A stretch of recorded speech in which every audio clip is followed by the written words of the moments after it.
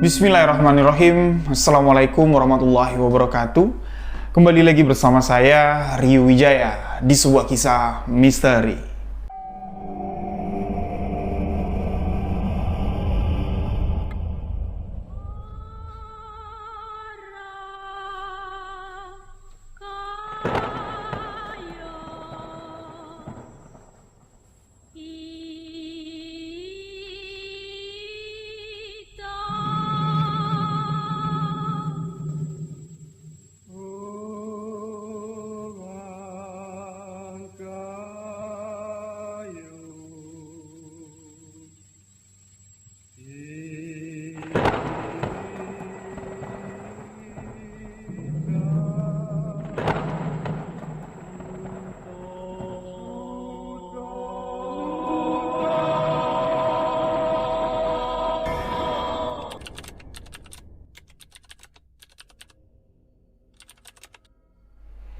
Minal aidin wal faizin, mohon maaf lahir dan batin. Dengan kerendahan hati, saya Rio Wijaya meminta maaf kepada seluruh sahabat misteri yang telah mendengarkan cerita-cerita misteri saya. Mungkin di beberapa video ada kalimat yang kurang pantas, ada kalimat yang tidak sengaja saya ucapkan menyinggung perasaan sahabat semua, mohon dimaafkan. Masih di edisi Hari Raya Idul Fitri, kembali saya akan menceritakan satu kisah kiriman dari seorang sahabat. Namun sebelum saya menceritakan kisah ini, seperti biasa untuk sahabat yang baru bergabung, sahabat boleh mengklik tombol subscribe, aktifkan notifikasi loncengnya, dan jangan lupa bagikan setiap video sebuah kisah misteri ke akun sosial media sahabat-sahabat semua. Kalau sahabat ada yang punya cerita misteri ingin dibagikan, ayo kirimkan cerita sahabat ke alamat email sebuahkisahmisteri@gmail.com. Sahabat juga bisa follow akun Instagram saya di rio.wijaya91. Kalau ada sahabat yang mau podcast nih, mau membagikan langsung kisah misterinya, boleh datang ke studio Sebuah Kisah Misteri. Nanti alamatnya akan saya berikan jika sahabat mengirimkan email atau mengirimkan DM untuk menanyakan alamat studio Sebuah Kisah Misteri. Nah, di sini saya ingin membagikan kesempatan untuk sahabat-sahabat semua. Saya akan membantu dengan ikhlas, saya akan membantu tanpa dipungut biaya sepeser pun. Untuk sahabat-sahabat nih yang punya usaha rumahan atau UKM, yang usahanya barang produksinya mau dipromosikan, ayo. Saya akan mempromosikan barang-barang sahabat semua di video Sebuah Kisah Misteri yang akan tayang di channel Rio Wijaya tanpa dipungut biaya sepeser pun. Lillahi ta'ala, saya di sini ingin membantu usaha sahabat-sahabat semua. Semoga kita diberikan rezeki yang lancar oleh Allah Subhanahu wa taala. Amin ya rabbal alamin. Jika mana sahabat ada yang mau di-review barang-barangnya, boleh kirimkan ke studio Sebuah Kisah Misteri. Alamatnya nanti saya akan berikan di Instagram. Saya di sini pure membantu sahabat-sahabat misteri semua yang telah memberikan dukungan, telah memberikan support agar channel Rio Wijaya semakin berkembang. Inilah mungkin sedikit saya dapat membalas kebaikan sahabat-sahabat semua untuk membantu promosi usaha sahabat-sahabat yang ada di rumah. Nah, di video Sebuah Kisah Misteri kali ini, satu kisah kiriman dari sahabat yang bernama Wawan. Beliau mengirimkan pengalaman misterinya di tahun 2011 hampir mati menjadi tumbal proyek pembangunan jembatan. Penasaran dengan kisah yang dibagikan oleh Wawan? Simak hanya di Sebuah Kisah Misteri.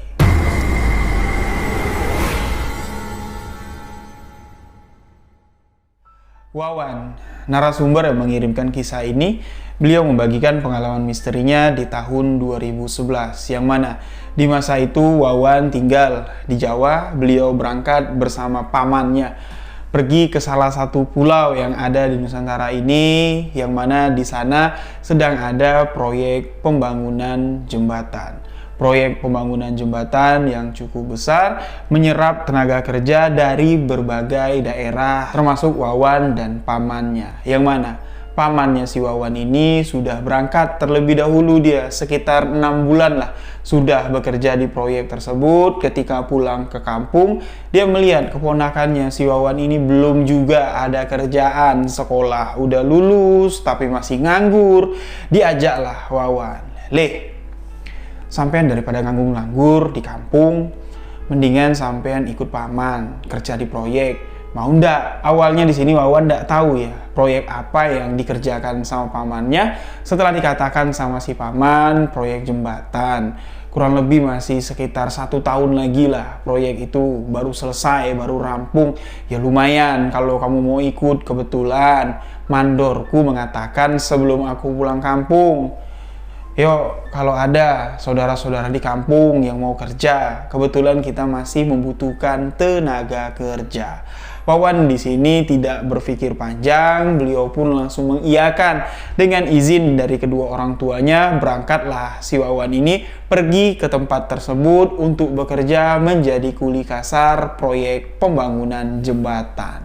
Nah, di sini Wawan mengatakan dia pernah ya mendengar istilah tumbal proyek.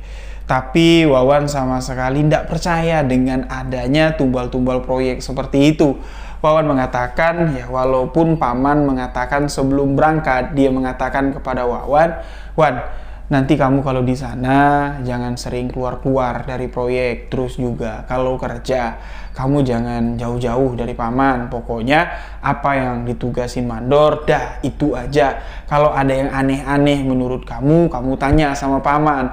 Wawan pun di sini kembali bertanya sama pamannya, "Ya memang kenapa paman?" "Ya ndak, cuman itu saja pesanku." Lantas berangkatlah Wawan ke sana. Sampai di sana Wawan melihat proyek pembangunan jembatan tersebut sesuai dengan apa yang dikatakan si paman. Ini baru berjalan kurang lebih sekitar 35%, yang mana pada saat itu, saat Wawan kerja di sana, tiang pancang di bagian tengah jembatan tersebut ini ada 4 tiang pancang. Ya, kiri kanan 2, ada 4 tiang tengah yang belum dipasang. Ini sama sekali belum didirikan. Sedangkan tiang pancang yang ada penopang di depan dan tiang pancang yang ada penopang di seberang sana, ini jembatan untuk menghubungkan satu wilayah atau satu desa lah kita katakan dengan desa lain. Ini ada sungai besar dan itu yang akan dihubungkan jembatan tersebut. Wawan di sini tidak banyak tanya. Jadi karyawan yang ada di sana kurang lebih adalah sekitar 40, hampir 50 orang lah. Wawan tidak ngitung satu-satu pada saat itu, yang mana mereka ini sebagian tenaga kerja diserap dari daerah setempat, dari daerah pembangunan proyek, dan sebagian lagi ini dari berbagai daerah. Karyawan-karyawan atau buruh-buruh kasar lah yang didatangkan dari berbagai daerah di Indonesia ini. Kebetulan ya, yang berasal dari kampungnya Wawan ini ada sekitar 6 orang, termasuk Wawan dan termasuk pamannya.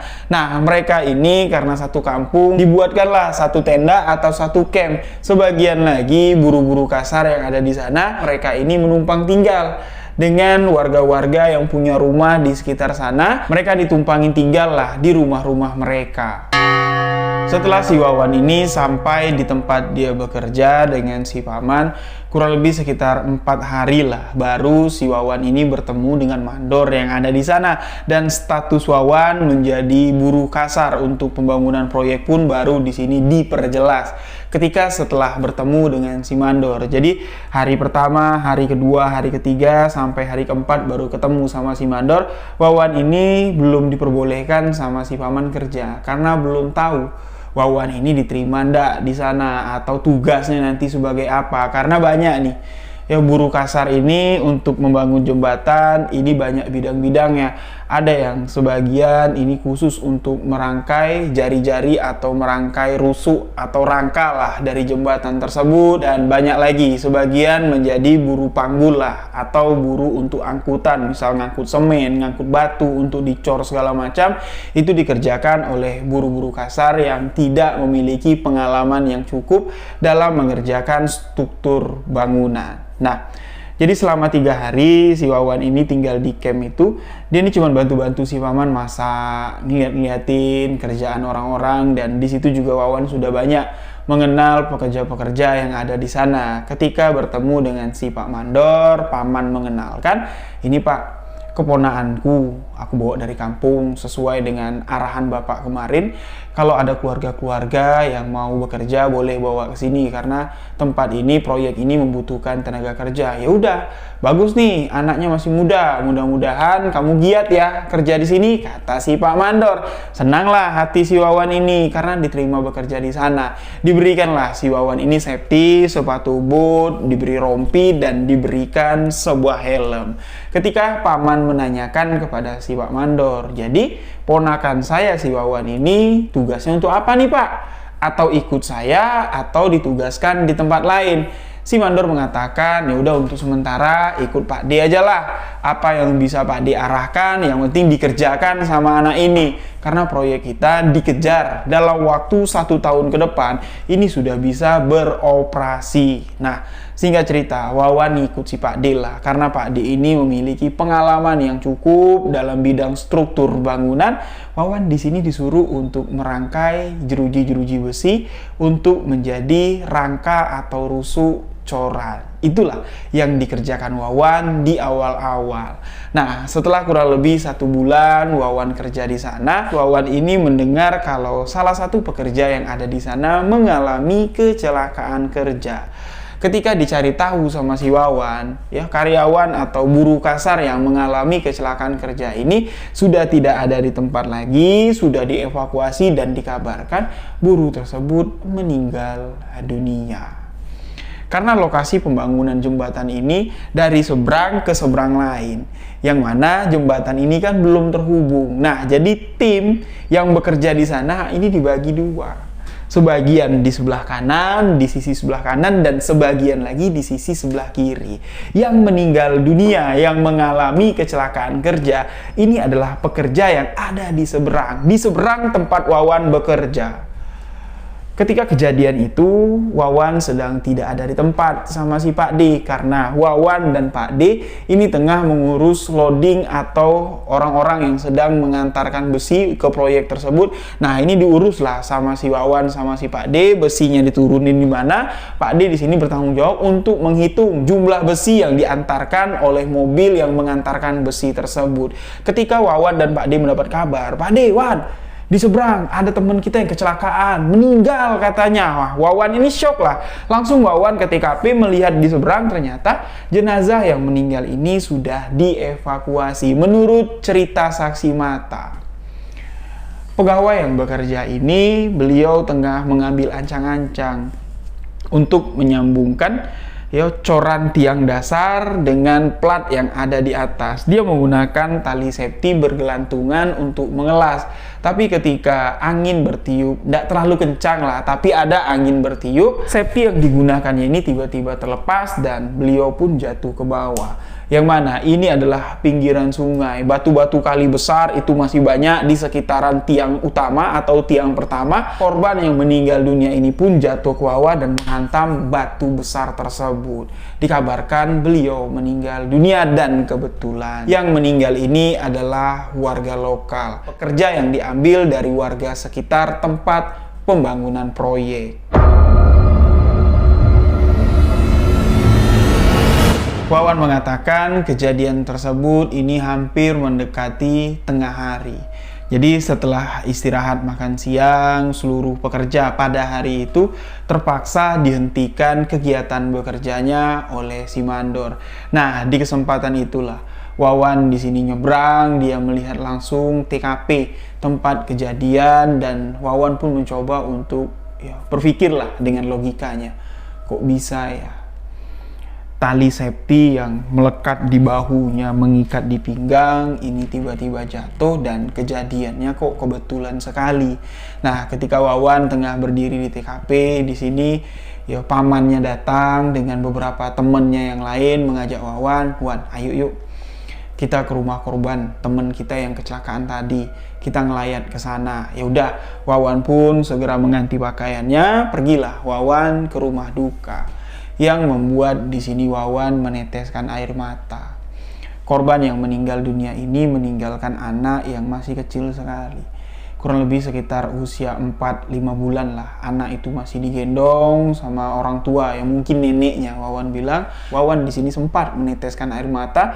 Beliau berpikir kalau kejadian ini menimpa dirinya ya gimana jadinya. Walaupun aku belum punya tanggungan, masih bujangan pastilah. Keluargaku di kampung sangatlah sedih sekali. Mulai dari hari itu, Wawan pun di sini bekerja bersama paman dengan teliti dan sangat hati-hati. Ketika ada tanda-tanda yang kurang enak, ada gerak-gerik yang kurang enak lah yang dirasakan oleh seluruh pekerja yang ada di sana, mereka di sini lebih memilih untuk beristirahat. Nggak peduli kalau Pak Mandor ada di sana, kalau Pak Mandor tengah mengawasi, ketika ditanya sama Mandor, kenapa kok kalian santai-santai di sini? Nggak Pak, kami cuma capek. Cuman itu yang dikatakan oleh pekerja-pekerja yang ada di sana. Karena mereka yang ada di sana merasakan hawa yang kurang enak setelah kematian dari salah satu teman mereka yang bekerja di lokasi tersebut. Hawa apa yang dirasakan oleh pekerja-pekerja yang ada di sana? Wawan pun di sini turut merasakan ketika malam. Wawan di sini sering mendengar suara rintih tangis dan suara cekikikan ketawa layaknya seperti suara kuntilanak. Suara itu santer sekali terdengar di tiang utama di seberang sungai tersebut, tepatnya di dekat batu besar TKP korban meninggal dunia. Ketika si Wawan menanyakan sama si paman, "Man, memang sering ya di sini terdengar suara perempuan cekikikan ketawa seperti itu?"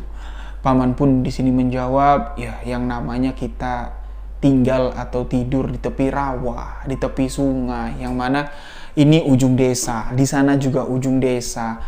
Nggak ada rumah yang dekat-dekat sini, ya wajar lah. Mungkin ada sosok penghuni makhluk astral yang nempatin tempat ini. Mereka mungkin terganggu dengan pembangunan jembatan ini. Ya udahlah, kamu jangan terlalu dengerin. Kalau tidur baca doa," si paman bilang. Lantas di sini rasa penasaran apa yang dirasakan oleh Wawan. Ketawa-ketawa perempuan yang cekikikan yang mengganggu Wawan ketika beristirahat pada malam hari ini mewujud di hadapan Wawan ketika pada suatu malam. Wawan ini merasa kalau perutnya mules sekali. Ya, campnya si Wawan ini di sebelah kanan, ya, di seberang tempat kejadian yang meninggal itu. Ini pondoknya atau base campnya ini dindingnya cuma terbuat dari triplek. Ya, bangunan semi permanen lah untuk tidur kuli bangunan, kayak gitulah gambarannya. Itu di atas atau di permukaan datar lah dari pinggir sungai tersebut. Nah, lokasi tempat dia bekerja ini landai turun ke bawah dan di situ langsung ada sungai yang cukup lebar dengan aliran yang sangat deras sekali. Di situ tidak ada jamban. Jadi kalau mau buang air besar, Wawan ini harus keluar, harus turun, menuruni jalanan yang landai tersebut. Di pinggir sungai tersebut lah Wawan ini buang hajat di sungai tersebut, dan di malam itu kurang lebih masih di sekitaran jam 11 malam.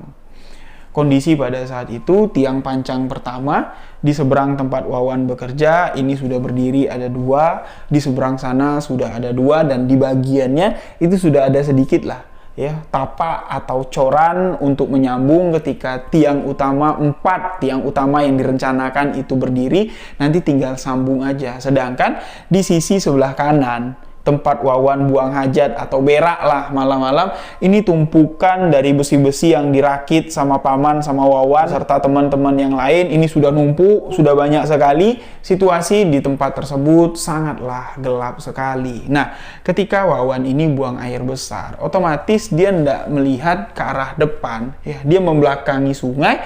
Ketika dia membelakangi sungai, dari tumpukan-tumpukan besi tersebut, tumpukan besi itu tinggi.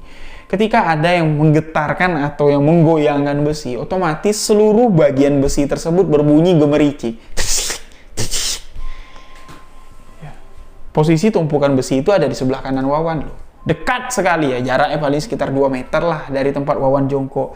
Nah, ketika Wawan tengah buang air besar, dia tetap fokus menatap ke arah pondoknya, cuman melihat ada sinar lampu lah, ya, lampu dari pondok tersebut yang menerangi orang-orang yang tidur di dalam. Wawan fokus melihat ke sana walaupun di sini hawanya dari belakang itu sangat dingin sekali, yang mana Wawan menganggap wajar lah di pinggir sungai uap air itu naik ditiup sama angin, ya wajar lah kalau tengkukku merasa dingin. Wawan tidak merasa takut awalnya sebelum Wawan mendengar suara gemericik tumpukan besi itu seperti ada yang menggoyangkannya. Wawan langsung menoleh ke arah tumpukan besi tersebut, namun tidak ada apa-apa. Wawan pun di sini berniat, ya udahlah, walaupun masih tanggung nih bokernya, Wawan berniat mau berdiri, tapi sebelum Wawan berdiri, jelas sekali dia melihat dengan mata kepalanya. Wawan ini melihat seperti ada sosok tinggi besar dengan perut yang besar sedang duduk menggoyang-goyangkan tumpukan besi tersebut dan menyeringai ke arah Wawan.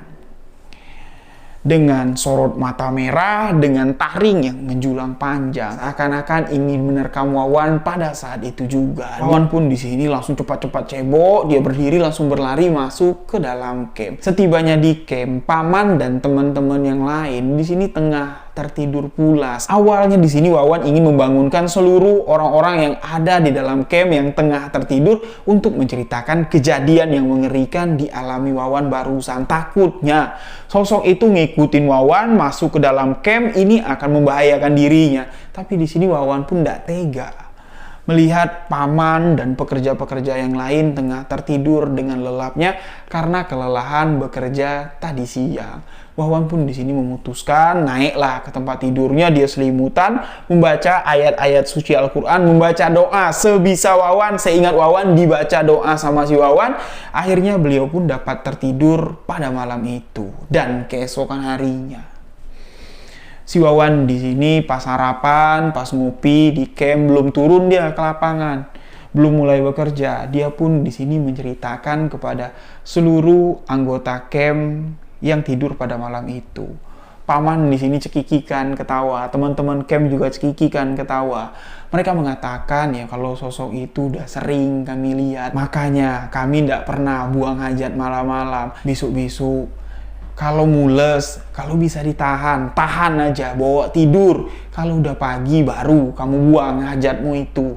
Nah, jadi memang kalau menurut cerita dari si Paman, tempat itu cukup angker. Sosok yang dilihat sama Wawan itu adalah penghuni yang ada di sana. Dia marah kalau malam-malam ada yang mengotori tempatnya, ada yang buang hajat sembarangan. Nah, jadi wajarlah Wawan melihat sosok penampakan seperti itu. Tidak ada kecurigaan. Wawan di sini menganggap itu adalah kesalahanku. Mereka pun di sini melanjutkan pekerjaan yang dilakukan Wawan dan Paman di sini sudah hampir berjalan 3 bulan. Besi-besi yang mereka rakit untuk menjadi penopang atau rusuk dari coran yang akan menopang jembatan tersebut hampir semuanya rampung. Dan tibalah di mana Pak Mandor di sini mengatakan kepada seluruh anggota karyawan atau buruh yang ada di sana, Pak Mandor mengatakan mungkin dalam beberapa hari lagi alat berat bakal masuk untuk memancangkan tiang tengah di lokasi jembatan ini. Tapi di sini Pak Mandor mengatakan mungkin sebelum tiang pancang tengah ditancapkan, kita di sini akan ada sedikit ritual lah, atau ya istilahnya sedekah bumi lah, yang dipimpin dengan kepala desa yang ada di sini, minta keselamatan untuk seluruh pekerja yang ada di sini. Semoga penanaman tiang pancang yang ada di tengah-tengah sungai ini berjalan dengan lancar, tidak ada hambatan satupun, dan seluruh pekerja yang ada di sana minta untuk menepikan atau menggeser lah ya besi-besi yang numpuk di pinggiran, dijadikan di satu tempat. Jangan sampai alat berat itu turun akan menghalangi laju dari alat berat tersebut. Mereka pun di sini bergegas membereskan lokasi yang ditunjuk sama Pak Mandor. Ini alat beratnya bakal turun dari sini. Jadi bagian ini dibersihkanlah, termasuk di sini pondok sementara untuk tinggal si Wawan dan kawan-kawan ini terpaksa harus digeser karena menghalangi mobil alat berat itu turun. Nah, tibalah di mana hari sedekah bumi diselenggarakan. Di sini tua-tua adat yang ada di kampung itu, kepala desa dengan tim-tim proyek lah, pemegang proyek untuk membangun jembatan tersebut, mereka semua berkumpul. Terlihat banyak di sini sesajen yang dibawa oleh perangkat desa termasuk Mandor. Ini membawa nampan yang berisi kepala kambing, ada 2 kepala kambingnya. Nah, setelah ritual itu diselesaikan, ritual-ritual sajen-sajen itu dilarung. Semuanya dilarung ke sungai, ya dibiarkanlah dibawa oleh arus sungai. Di sini salah satu tua-tua adat yang ada di sana membacakan doa selamat untuk seluruh pekerja untuk kelancaran proyek pembangunan jembatan ini. Nah, selesailah acara untuk sedekah bumi ya, atau selamatan lah untuk memasang tiang pancang utama di tengah-tengah sungai tersebut. Keesokan harinya, di sini pagi-pagi sekali, kurang lebih sekitar jam 6:30, Pak Mandor sudah datang meniupkan peluit menandakan kalau pekerja ini sudah harus bangun karena di jam 8 nanti alat berat diperkirakan sama si Pak Mandor ini sudah datang karena waktu pelarungan sajen-sajen tersebut, tiang-tiang pancang yang tingginya ini tinggi sekali ya, itu sudah datang dibawa sama truk-truk besar tapi belum diturunkan nanti nunggu alat berat sekalian. Alat berat itu akan menancapkan tiang-tiang tersebut ke dasar sungai, barulah pekerjaan akan dilanjutkan oleh buru-buru kasar yang ada di sana. Setelah Pak Mandor meniup peluit, Wawan pun di sini terbangun, semuanya terbangun, mereka di sini bergegas. Mandilah, sarapanlah mereka ketika mobil alat berat itu datang. Semua pekerja sudah siap di tempatnya masing-masing. Di sini ada seorang mandor lagi yang untuk mengarahkan alat-alat berat tersebut. Nah, ketika alat berat itu turun, semua pekerja sudah berada di posisi masing-masing sesuai arahan dari mandor yang tambahan satu lagi ini. Alat berat itu segera membawa satu pancang tiang dan menanamkannya ke dasar sungai. Pemasangan tiang pertama berjalan dengan lancar, pemasangan tiang kedua berjalan lancar, berarti di tengah itu sudah ada dua tiang pancang. Pemasangan tiang pancang ketiga di sini ada sedikit hambatan. Ketika alat berat itu menumbuhkan beton ya atau paku bumi lah di sini kita katakan, seluruh bagian dari jembatan itu bergetar. Wawan di sini merasakan getaran tersebut. Mandor yang mengatur alat berat ini bekerja menyuruh alat berat atau operator alat berat untuk mundur, dia bilang. Wawan pun di sini deg-degan dia, kok kayak gini? Pemasangan pancang pertama baik-baik saja, pemasangan pancang kedua ya juga baik-baik saja. Kenapa paku bumi yang ketiga, pancang ketiga ini ada sedikit gangguan? Wawan bertanya sama paman pun tidak tahu. Mungkin ada batu di dasar sungai tersebut. Nah, ketika pekerjaan itu dihentikan, mereka pun di sini memanfaatkan waktu untuk beristirahat. Istirahatlah mereka semua.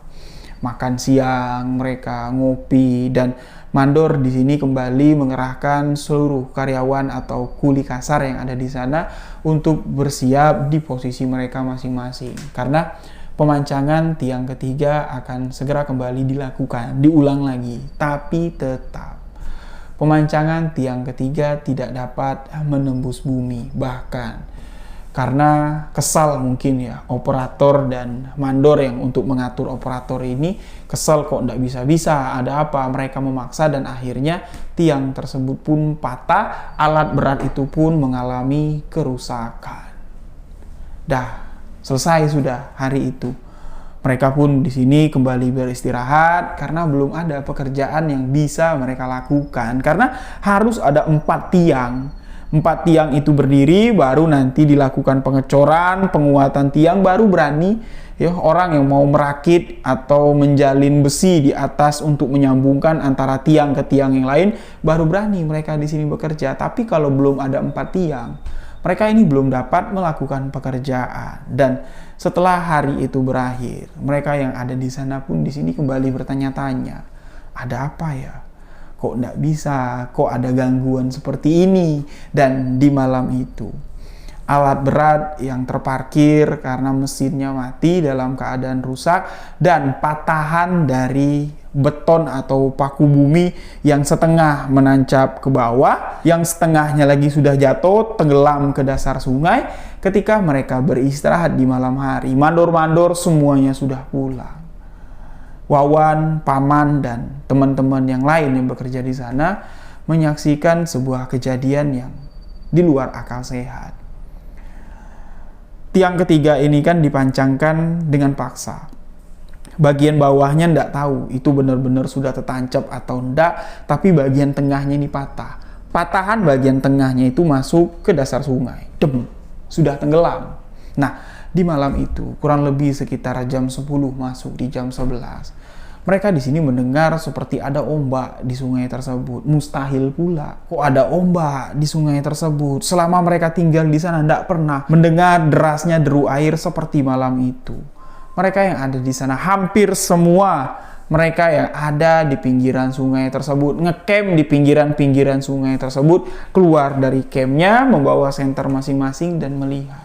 Seperti ada gulungan ombak dari dasar sungai, ini membawa potongan atau patahan dari beton untuk menjadi tiang nomor 3 ini, membawa tiang tersebut dari dasar sungai sampai ke pinggiran sungai. Dari dasar sungai pelan-pelan naik dengan suara ombak yang menggulung di bawah dan perlahan terlempar ke tepian sebelah kiri. Kejadian itu disaksikan seluruh anggota yang ada di sana. Mereka pun di sini geleng-geleng kepala. Apa yang sebenarnya terjadi? Tidak mungkin. Kalau ini diakibatkan oleh derasnya aliran sungai pada malam itu. Kalau aliran sungai itu deras, otomatis patahan tiang tersebut akan terus dibawa ke hulu sungai. Tidak mungkin naik ke atas. Tapi ini dia bisa naik ke atas. Kejadian ini pun cukup menggemparkan. Keesokan paginya, ketika mandor datang, ketika operator alat berat datang, mereka di sini juga tercengang dengan apa yang mereka lihat. Loh, kok bisa potongan tiang ini naik ke atas? Nah, kejadian ini menandakan ada sesuatu yang tidak lazim di lokasi tersebut. Mereka pun di sini kembali mendiskusikan kejadian ini dengan perangkat desa, dengan orang-orang tua yang ada di desa tersebut. Nah, ketika perundingan ini, mereka ini berada di tepian sebelah sana, di lokasi kejadian ketika ada karyawan yang meninggal. Wawan yang ada di seberang kepingin mendengar apa yang diceritakan oleh mandor-mandor ini sama bapak kepala desa, sama orang-orang desa. Mereka ini ada akses, sahabat-sahabat, yang tinggal di tepian sebelah kanan. Ini ada akses kayak rakit yang ditarik pakai seling. Jadi yang dari sebelah kanan ini bisa merapat ke sebelah kiri kalau naik rakit tersebut sambil ditarik pakai seling. Nah, Wawan di sini penasaran dengan apa yang diceritakan atau diobrolkan tentang fenomena yang aneh ini. Nyebranglah dia ke seberang, dia sedikit mendengar cerita kalau menurut penuturan dari tua-tua adat atau orang pinter lah yang ada di sana, lokasi ini tidak mau menerima kepala kambing untuk menancapkan 2 tiang lagi. 2 kepala kambing itu kurang. Jadi apa yang diminta? Ditanya sama mandor-mandor ini. Yang diminta adalah manusia. Ketika proyek ini menumbalkan seorang nyawa anak manusia, pekerjaan kalian di sini akan lancar, situasi yang ada di sini bisa kondusif dan pekerjaan tidak akan ada hambatan lagi. Wawan mendengar sendiri dengan kupingnya. Nah, ketika Wawan sudah mengetahui hal tersebut, ya, dia balik lagi lah ke seberang, menceritakan kejadian ini sama si paman. Paman pun di sini mewanti-wanti si Wawan. Wan, kalau memang itu yang kamu dengar, perasaan kamu gimana? Masih nyaman nggak di sini? Kalau sekiranya kamu takut dengan kejadian seperti ini, ya udah, kamu balik ke kampung. Tapi Wawan di sini menganggap, enggak mungkin juga lah paman, kalau aku yang bakal ditumbalin. Memang apa hubungannya aku dengan proyek ini? Aku kan sama dengan pekerja-pekerja yang lain. Aku kan di sini cuma nyari nafkah, nyari rezeki yang halal dengan bekerja di sini. Ya udah, si paman bilang, kalau perasaanmu baik-baik saja, ya udah kamu tinggal di sini sajalah, terusin kerja kamu. Nah, paman pun di sini mewanti-wanti Wawan. Ingat Wan, pesan paman dari awal. Kamu jangan terlalu banyak deket sama si Pak Mandor. Apa yang ditugaskannya saja.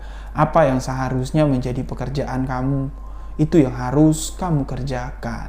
Singkat cerita di sini. Setelah pertemuan Pak Mandor dengan perangkat desa, keesokan harinya, alat berat yang rusak ini udah ditarik ke gudangnya. Alat berat yang baru pun didatangkan, tapi pekerjaan untuk menanam tiang ketiga ini belum dapat dilakukan. Nah, terlihat di sini panik sekali lah si Pak Mandor ini.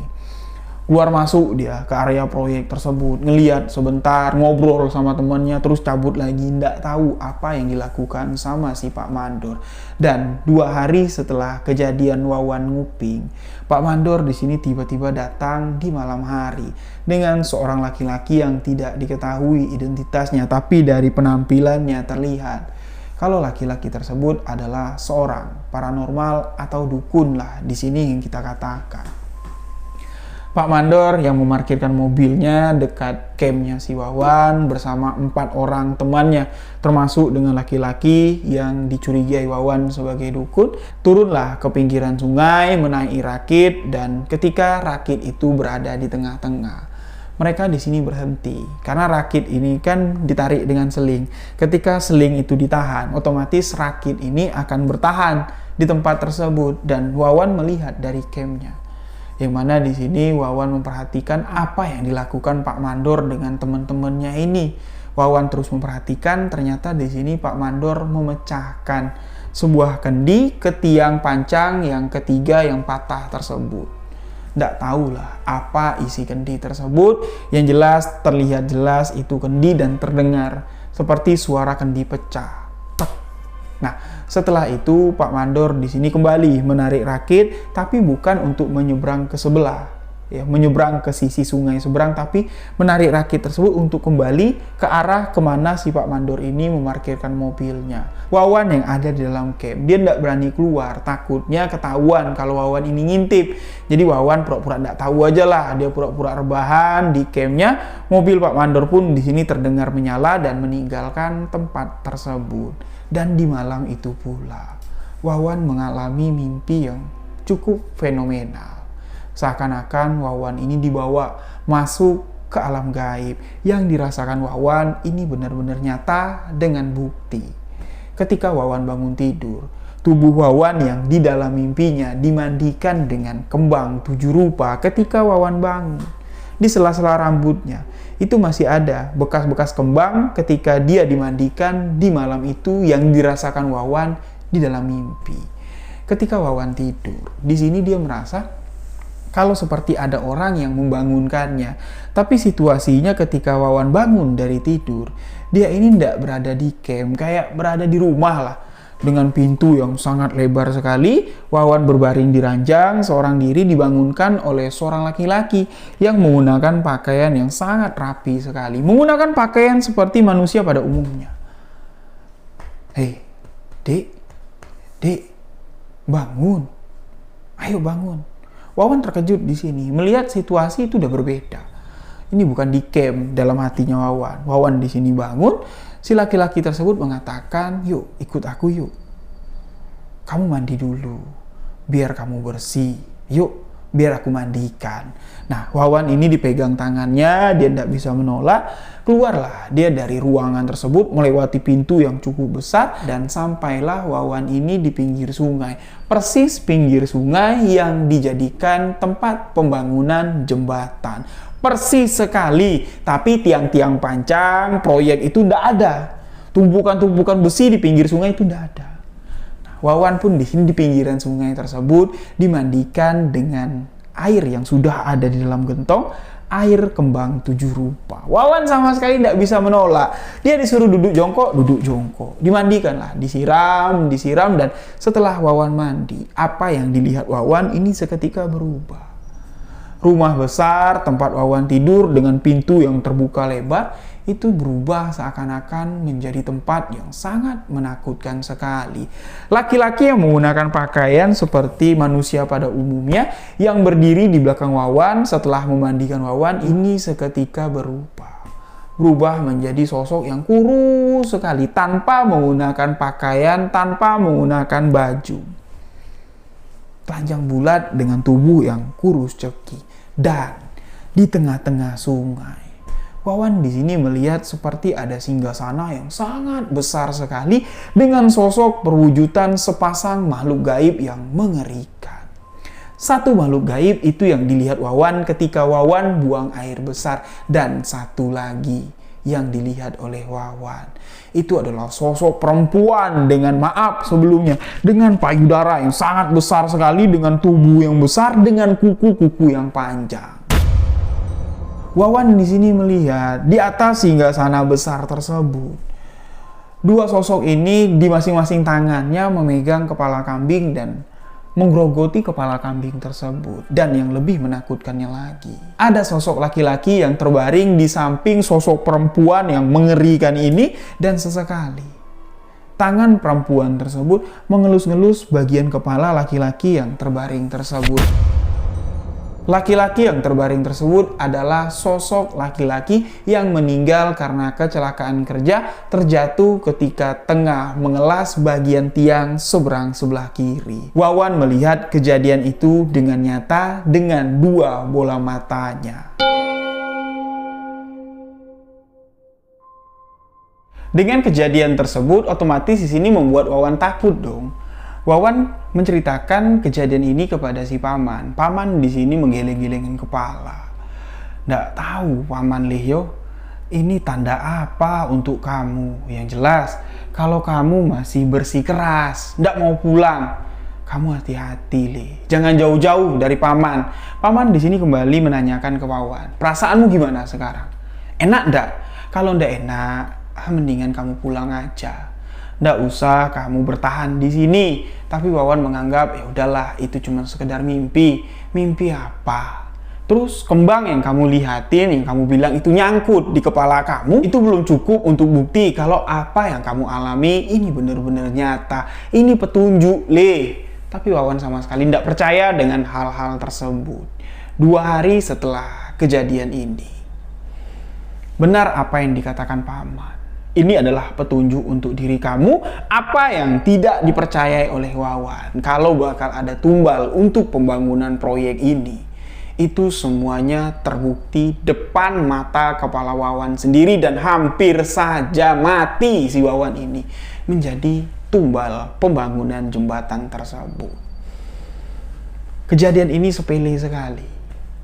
Ya. Pada siang itu, seluruh karyawan beristirahat. Seluruh karyawan di sini makan dengan masakan dari tenda masing-masing. Kebetulan pada hari itu Wawan lah yang memasak, dia masak, semua makanan sudah siap. Yang di tenda Wawan ini kan teman-teman sekampung semua. Ya udah, makanlah mereka. Dan setelah makan, di sini Wawan dengan salah satu teman setendanya, teman sekampung dari si Wawan, kita katakan saja di sini namanya Rian. Ya, Wawan dan Rian ini berniat untuk ke seberang untuk meminta kopi. Kebetulan kopi di tenda mereka atau di camp mereka ini habis. Nyebranglah mereka ini dengan menggunakan rakit yang sudah disediakan. Rakit ini bisa menyeberang ketika tali seling itu ditarik untuk menggerakkan rakit. Dan pada saat itu yang menarik tali seling ini adalah si Rian. Si Wawan ini berdiri pas di belakang si Rian. Ketika sampai di tengah-tengah, tali seling yang ukurannya kurang lebih sebesar jempol ini tiba-tiba putus.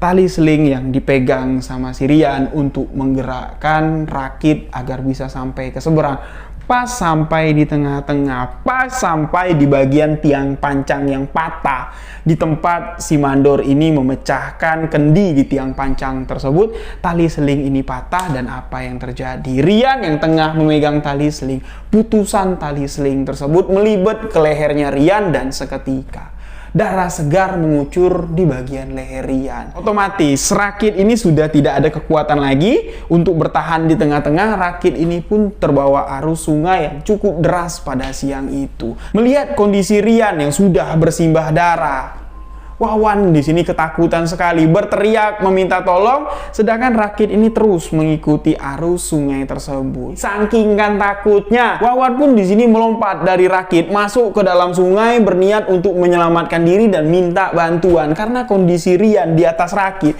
lehernya ini hampir putus kesabet tali seling tersebut. Orang-orang yang ada di sekitar, buru-buru yang ada di sana melihat kejadian ini, mereka pun sibuk berteriak minta tolong, tolong, tolong, ada yang kecelakaan, tolong, kejar rakitnya. Tapi si Wawan ini ketika dia berada di dalam air, mau berenang ke tepian untuk menyelamatkan diri, untuk minta bantuan, Malah Wawan di sini tidak dapat menggerakkan tubuhnya. Dia tidak bisa berenang. Sampai-sampai Wawan ini terseret arus sungai tersebut cukup jauh. Sampai di mana paman dan kawan-kawan dapat menyelamatkan si Wawan. Sedangkan rakitnya si Rian di sini terus dibawa arus air dan sampai di mana buru-buru yang ada di sana dibantu oleh beberapa warga dapat menghentikan rakit tersebut dan ketika dicek Rian di sini sudah tidak bernyawa lagi. Rian meninggal dunia. Kejadian ini terjadi dialami oleh Wawan langsung dan kejadian ini dilihat dengan mata kepalanya dari jarak yang sangat dekat sekali. Yang menjadi pertanyaan di sini adalah, kok bisa tali seling yang ukurannya besar sebesar jempol tangan tiba-tiba putus, dan kenapa kok ketika Wawan masuk ke dalam air tiba-tiba dia jadi orang yang tidak bisa berenang, kaku badannya, tidak bisa berenang, sampai-sampai dia hampir tenggelam, hampir mati pula terseret arus air tersebut. Nah, dari kejadian ini Wawan sudah diselamatkan, jenazah si Rian pun sudah dievakuasi. Banyaklah warga datang ke sana, perangkat desa datang ke sana, mandor datang ke sana dan mengurus jenazah si Rian ini untuk segera dibawa pulang ke kampung halamannya. Dengan kondisi yang masih trauma, dengan kondisi yang masih ketakutan, Wawan di sini banyaklah ditanya-tanya sama si mandor, gimana kejadiannya. Wawan cuma mengatakan kejadiannya terjadi begitu cepat, dia tidak dapat mengingat. Yang jelas tali seling itu putus di tengah secara tiba-tiba. Paman Wawan dengan teman-temannya yang sekampung dengan almarhum Rian di sini meminta izin sama Pak Mandor untuk mengantarkan jenazah almarhum ke kampung halaman mereka. Sekaligus di sini itu adalah aksi paman dengan cepat tanggap untuk menyelamatkan si Wawan dari tumbal proyek jembatan tersebut. Paman dengan rekan-rekannya sekampung di sini pulang meninggalkan proyek tersebut, lebih memilih untuk berhenti mencari pekerjaan lain daripada kami mati menjadi tumbal proyek tersebut. Cukuplah Rian yang sudah meninggal di sana menjadi tumbal proyek tersebut. Dari hari itu si mandor di sini memberikan uang santunan yang cukup besar sekali untuk keluarganya si Rian dan cukup besar juga memberikan ongkos untuk teman-teman yang pulang kampung ini dengan nominal yang cukup besar. Seakan-akan mandor ini tahu kalau mereka yang pulang ke kampung tidak akan pulang untuk meneruskan pekerjaan proyek ini. Nah, dari situlah Rian ini dibawa pulang, jenazahnya Wawan pun dibawa pulang. Kurang lebih perjalanan sehari semalam lah dari lokasi tersebut dengan menggunakan ambulan. Wawan ada di dalam ambulan, paman ada di dalam ambulan, tapi pekerja-pekerja yang lain ini pulang dengan mengendarai angkutan umum. Mereka pulang sampai di kampung. Kronologi kejadian ini diceritakan, uang santunan diserahkan sama paman ke keluarganya si Rian, dan Wawan di sini yang mengalami langsung kejadian tersebut mengalami trauma yang cukup besar. Apa yang dilihat sama si Wawan? Di dalam mimpinya ketika dimandikan oleh sosok gaib tersebut, melihat dua sosok berada di singgasana tengah-tengah sungai tersebut sambil memakan kepala kambing, dan di sebelahnya itu ada sosok korban yang meninggal tempo hari, kepalanya dilus-lus. Ketika sampai di kampung, Wawan pun kembali mengalami mimpi tersebut. Yang dilihat sama Wawan itu ada dua sosok yang dielus-elus sama sosok mengerikan, perempuan yang tubuh besar dengan kuku panjang. Salah satunya adalah almarhum Rian. Nah, dari kejadian ini, Wawan pun di sini diruqyah, diobatin sama keluarganya sampai dia benar-benar bisa terlepas dari gangguan sosok, dari mimpi-mimpi, dari bayangan-bayangan mengerikan tersebut.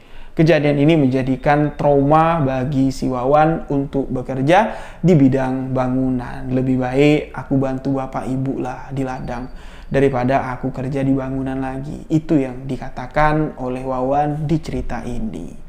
Nah, dari hari itu, dari 2011, alhamdulillah ya, rezeki itu ndak cuma di satu bidang pekerjaan aja. Wawan bilang walaupun Aman dan Wawan trauma bekerja di bidang proyek, mau proyek apapun lah, mereka ndak mau ngambil job itu lagi, tapi rezeki ini ada aja. Mereka sukses di bidang pertanian, mereka sukses dalam menanam palawija. Itulah yang dinamakan rezeki ndak bakal ketukar. Dan informasi jembatan tersebut katanya ya Wawan dan paman dapat kabar lah Kalau jembatan tersebut setelah kematian dari Rian, 2 tiang panjang terakhir dapat ditanamkan dan proyek itu berjalan lancar tanpa ada hambatan lagi. Jembatan itu sekarang di tahun 2023 sudah terhubung, sudah menjadi jembatan penghubung antara desa A ke desa B. Cuman itu yang didapatkan kabarnya dari Wawan dan si Paman. Nah, itulah sahabat kisah misteri yang dialami oleh si Wawan. Ini ada sebuah pesan ya dari Wawan, sahabat yang mengirim kisah ini. Jangan takut ketika mendengarkan kisah yang dibagikan oleh Wawan, karena ini belum 100% pasti. Ini adalah tumbal proyek karena kematian itu adalah mutlak akan dialami oleh setiap manusia yang hidup di dunia ini. Jalannya bermacam-macam, jalan kematian yang sudah ditakdirkan oleh Allah Subhanahu wa taala. Setiap kecelakaan itu bukan tumbal. Itulah yang dikatakan oleh Wawan di akhir kisah ini. Banyak pembelajaran yang kita dapat dari kisah ini. Alam gaib jangan ditentang. Ketika sudah ada tanda-tanda tidak baik, jangan kita tentang, lebih baik kita menghindar. Rezeki tidak akan tertukar seperti apa yang dialami oleh Wawan dan Paman.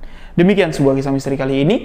Untuk sahabat yang memiliki cerita, boleh kirim ke alamat email sebuahkisahmisteri@gmail.com. Follow akun Instagram saya di rio.wijaya91. Ingat, jika ada sahabat-sahabat yang ingin mempromosikan usaha UKM-nya, boleh hubungi saya dengan format UKM di Instagram rio.wijaya91 atau kirimkan email di sebuah kisah misteri official.